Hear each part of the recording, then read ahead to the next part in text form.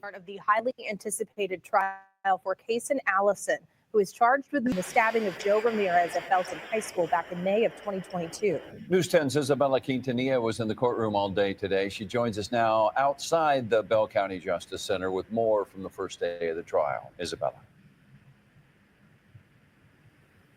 Yes, that's right, Lauren and Gordon. The 156th District Court was packed today with families, friends, witnesses, and others, all who have been waiting nearly 3 years to learn the fate of now 21-year-old Caysen Allison.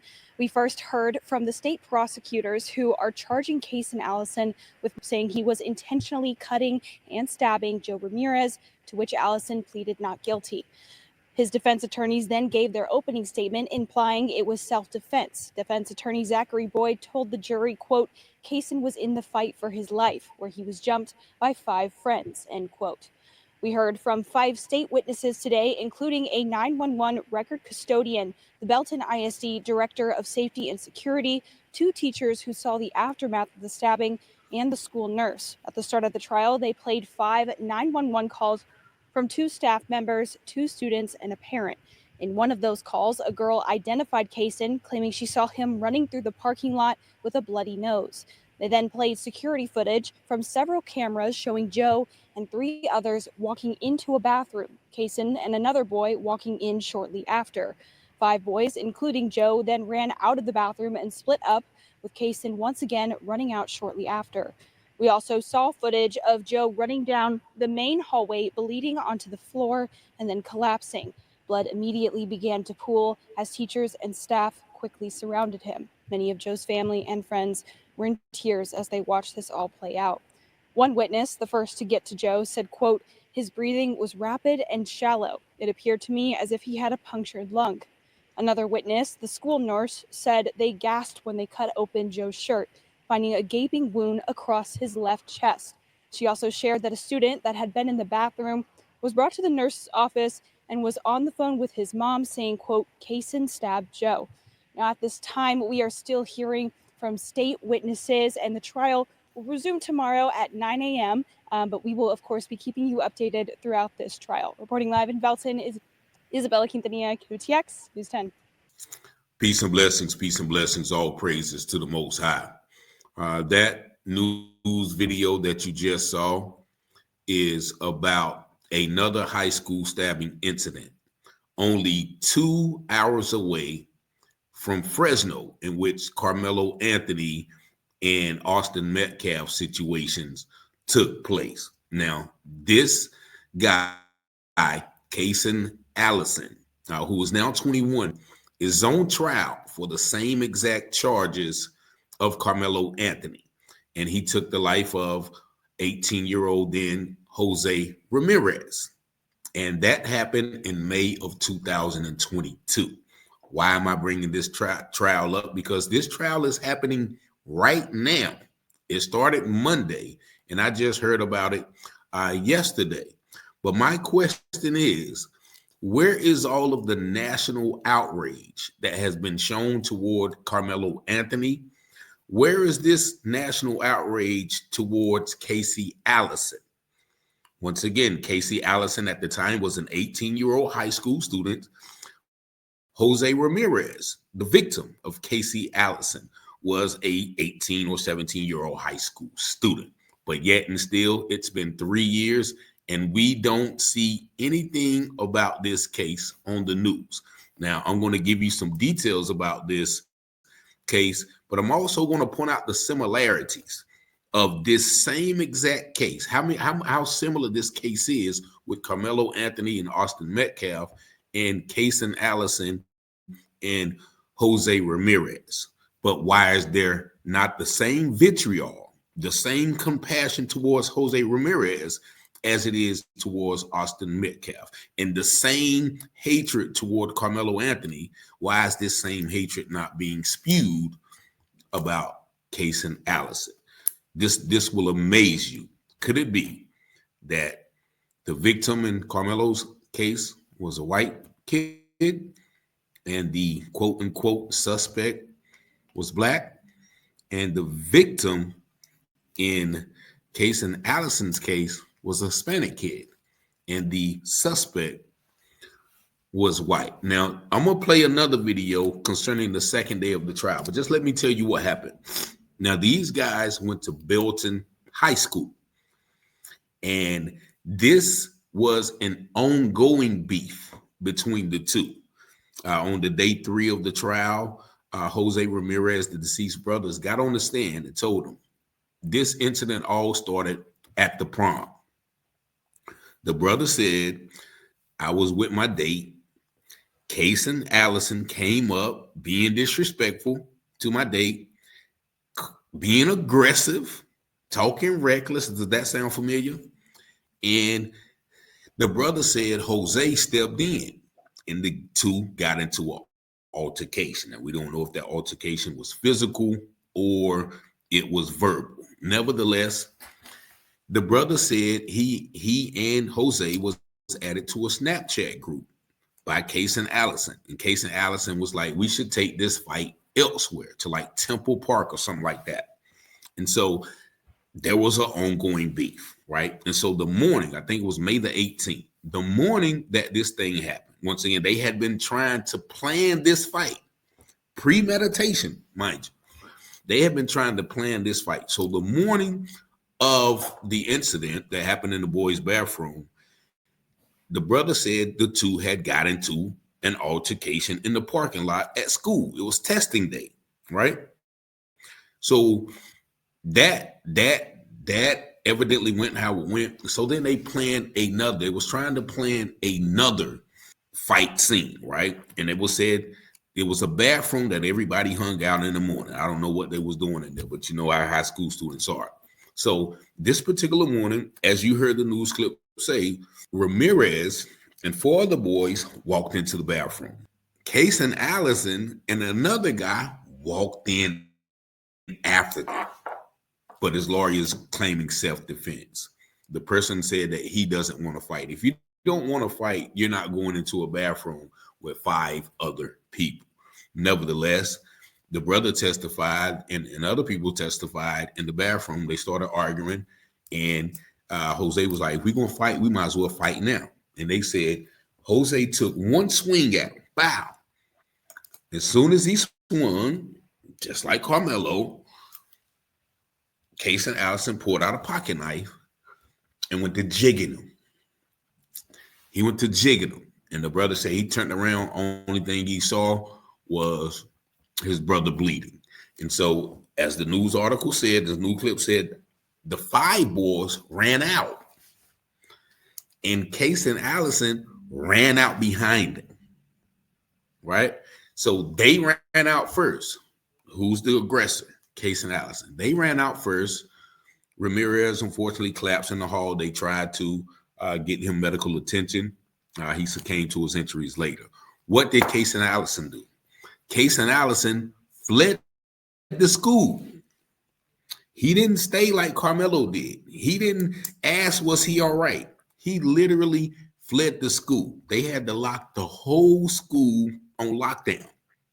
And it was only about 10 a.m., a couple of hours later, they found Caysen Allison. I think he was at home. He had the pocket knife, right? They took Caysen Allison to the station. He gave a statement. He gave a statement and said, I only jigged him once. However, the EMT and the medical examiner and the coroners said that young man, Jose Ramirez, was hit in his chest, in his back. So how else can you get jigged in the back if you're not running? In his arm and his leg. So this individual, this Caysen Allison guy, actually lied to police. And so then he was arrested. They gave him $1 million bond. Gave him $1 million bond. 3 days later, 6 days later, he was arrested again for an assault on a family member. An assault on a family member. And they added $15,000 more to his bond. So his bond was then $1,015,000. Then a few weeks later, they dropped his bond to $175,000.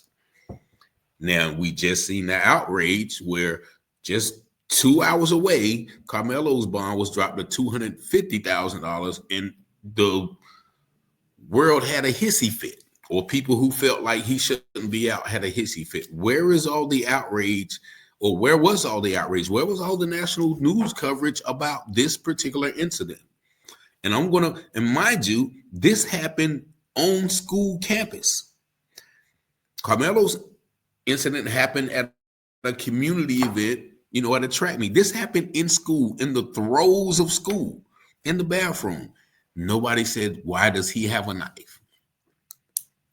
Why does he have a knife? Just listen to this second article, and then I'm going to point out once again some similarities, but also some inconsistencies about how this case is being covered and how Karmelo's case has been covered. Check this out. He didn't want to fight. That's what two former Belton High students said about Caysen Allison in court today. The trial of the suspect accused of stabbing Joe Ramirez resumed this morning in Bell County, bringing 4 new witnesses to the stand. News 10's Madison Herber has been in court all day and joins us live now with more on what was uncovered. Madison. Good evening, Lauren and Gordon. The witnesses included 2 people who were former students that were in the bathroom the day that fight broke out, Tito Shamel and Angel Murillo. Shamel explained to the court that he was a good friend of Joe Ramirez and was in the bathroom with Ramirez and Allison when chaos ensued, and he even caught a portion of that altercation on video, which was shared today with the jury. And there was also a Belton Police Department detective who revealed the crime scene photos from that day. And then there was also a friend of Allison's and an acquaintance of Ramirez, Raina Barber. She took the stand and explained to the court how she was trying to calm Ramirez down just moments before the fight broke out. Now, the photos from the crime scene followed a trail of blood droplets around part of the school, leading to a pool of blood where Ramirez collapsed. The detective explained that it was after getting photos of the scene, he talked to a witness who provided a statement and video of the fight that started in the bathroom. Video was replayed from yesterday showing the school hallway where you see the boys entering the bathroom and then leaving sometime later in a rush.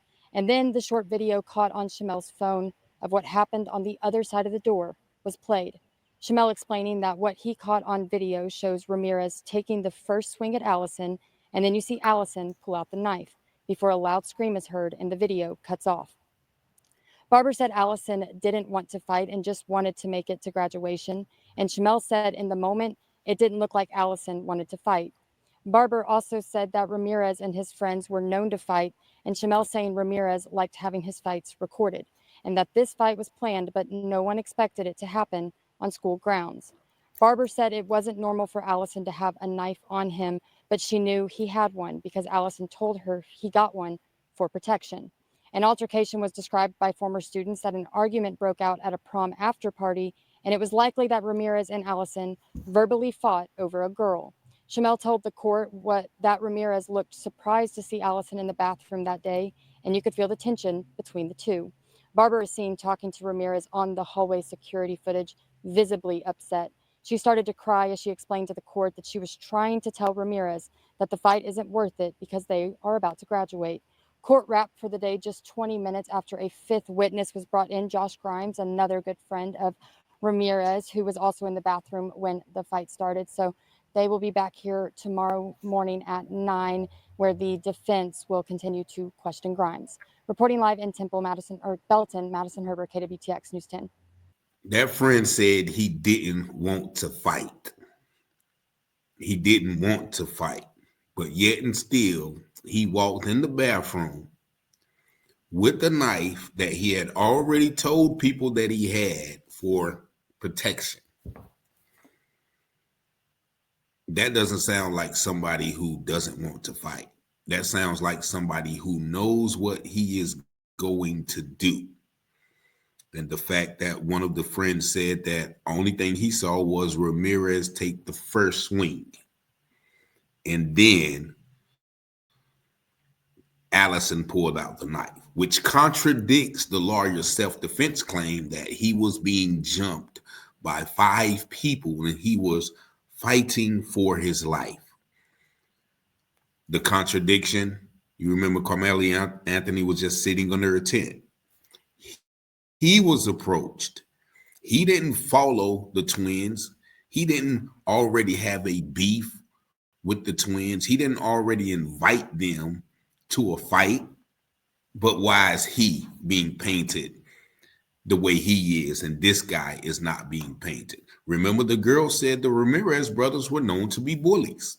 And this whole thing is on videotape. And the tape was showed, I think, yesterday on day 3. And I'll share some of that probably with you tomorrow. But this was on videotape. And the defense, who have already moved for dismissal about 7 times, which was denied by the judge. Shout out to that judge. They're trying to forbid the video. They're trying to forbid all these testimonies of the children saying, nah, Ramirez just swore once and this dude just start jigging. Contrary to what he told the police officers, that he only stabbed once. Also, the judge. Now, this is another point. Also, the judge in this case started off yesterday telling the Ramirez family and friends to stop engaging with social media and other news outlets. Why are you trying to keep this under wraps? Now, mind you, the family of Austin Metcalf has went on a Good Morning America tour of all of these websites, and all of these, news outlets. And so I just wanted to point out this situation where Karmelo Anthony, once again, he was attacked. He was minding his business. He asked, was the kid all right? He admitted to doing it. He said it was self-defense. He went to jail. He got court. He got a bond. He made his $250,000 bond. And the people are saying, I saw a news clip from Nancy Grace. Stabber walks free. And, all of these other narratives. But where was this same thing? People talk about, well, it's not about race. Okay, well, this is a Hispanic kid. This is another high school kid who took the life of one kid violently, jigging him multiple times. So where is the outrage saying, okay, he should be punished? There is nothing regarding this. And this once again happened 2 hours away in Beltran, Texas. Karmelo's case happened in Fresno. And so y'all let me know what y'all think about this and why is this case not getting all of the case, and mind you, this happened 3 years ago. This is almost May of 2025. This happened 3 years ago and they're just bringing them to trial. And so I see the double standards. I see the different strokes where they're trying to, paint this guy who, once again, he followed them into the bathroom and ran after them, almost chasing him out. That's assassin-like behavior. I don't know what y'all see about this. And, even one of the girls said, well, I'm afraid to testify because the Ramirez brothers were bullies. Wait, only one of them is left. This guy has already set up the fight, trying to arrange a fight, took the knife to the bathroom, got swung on once, and started the jigging, lied to the police, told them I only hit him one time. And, the article said he had a gaping hole in his chest. So does that sound like self-defense or does it sound like outright first-degree premeditation? Y'all let me know what y'all think in the comments. 919-587-7782. Peace and blessings.